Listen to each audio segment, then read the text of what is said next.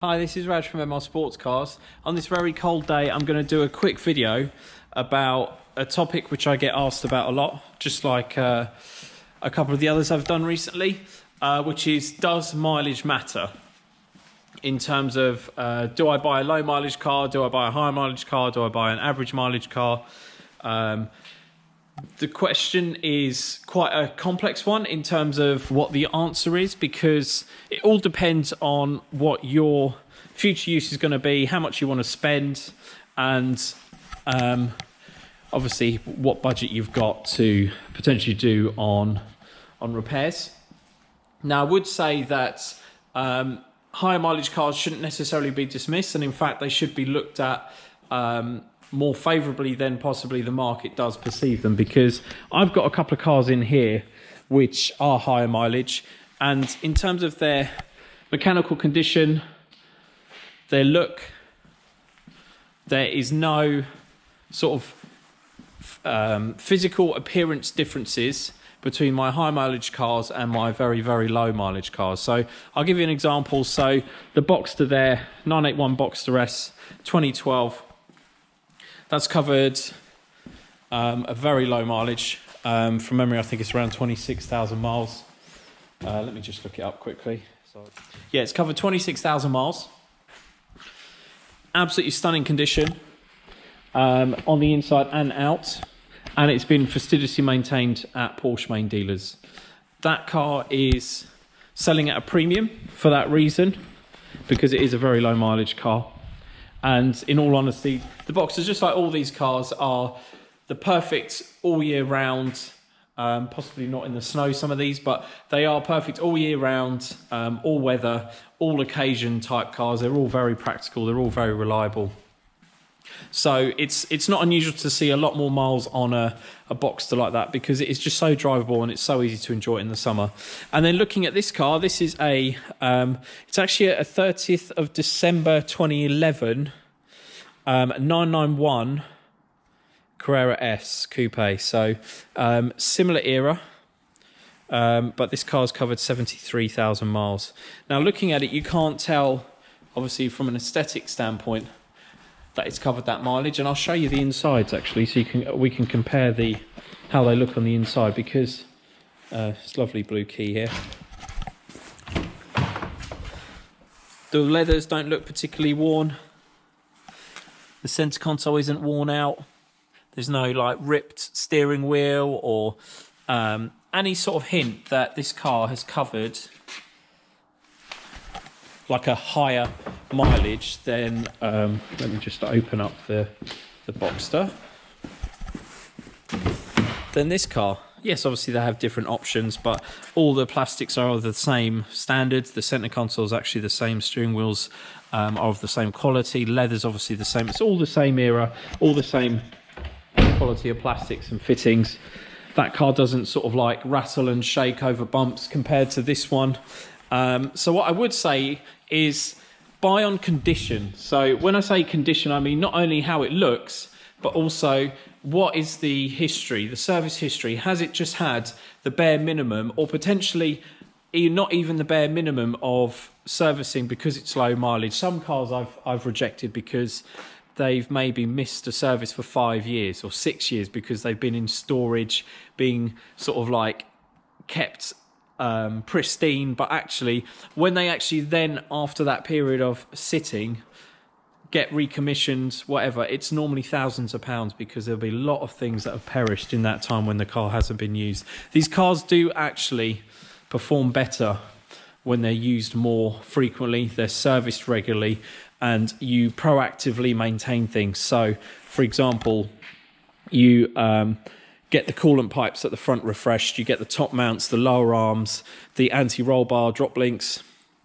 the exhaust gaskets and bolts at the back, the air conditioning system serviced, and also the condensers replaced.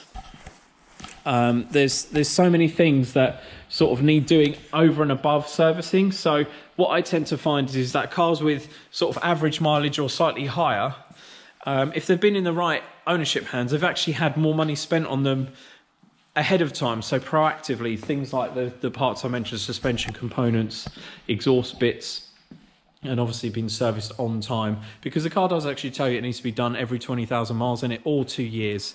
It's not whichever one you fancy. That is supposed to be the service interval on all of these cars, 2 years or 20,000 miles. Or more regularly if you feel comfortable doing that, or if you've got the budget to do that. Even just to do an oil change every year, that's absolutely fine. But what I find is that people will say, oh, that car must be in worse condition because it's a high mileage car, but it really isn't in how it drives. The cars don't necessarily wear in terms of feeling like they've aged. The engines are just as punchy, the gearbox is just as punchy, as long as they've had their sort of recalibration and regular servicing as per the service schedule, then they're absolutely fine.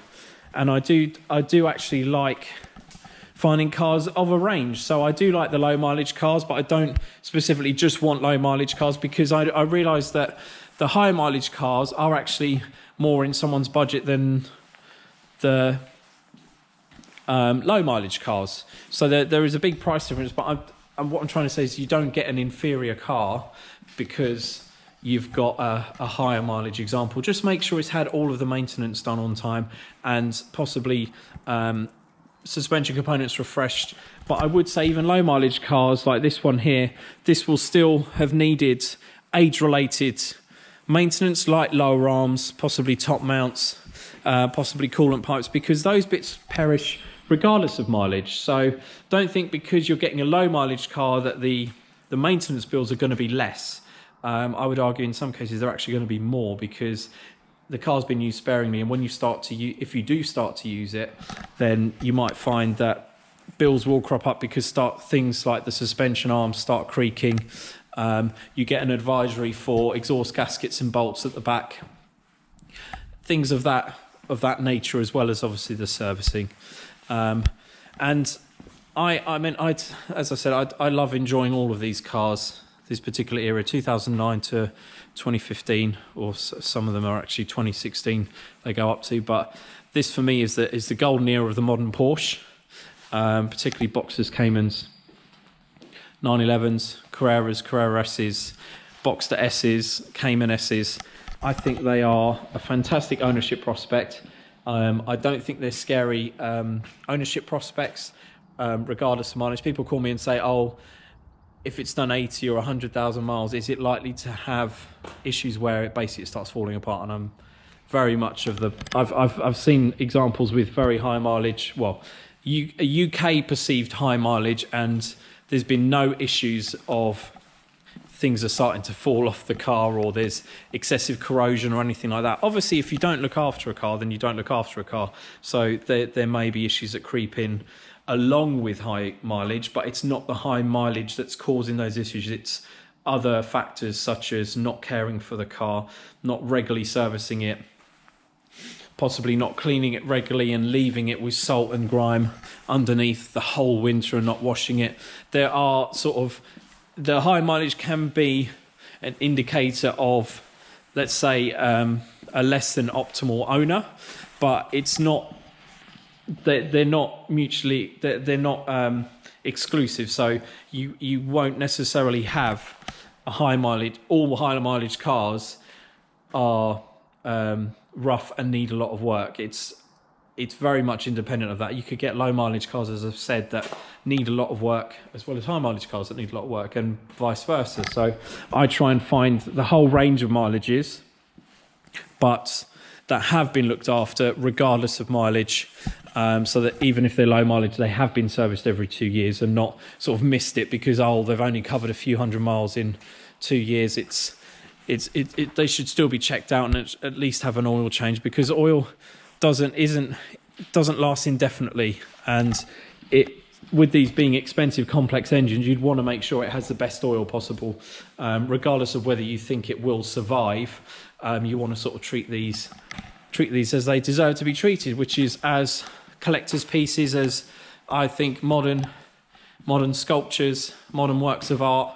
I mean, I just love looking at them in this premises now, all parked up. I mean, I just love the shapes, the design features, the engineering that's gone into these cars, and by no means is this car with 73,000 miles compared to this 34,000 mile 991, an inferior car because of the mileage it has. And that's where I'm going to leave this video. I hope you've enjoyed watching it, found it useful. If you do have any insights or comments on does mileage matter for you in terms of owning a Porsche, please do comment below. Please do subscribe to my channel. Thank you for watching. Have a great day.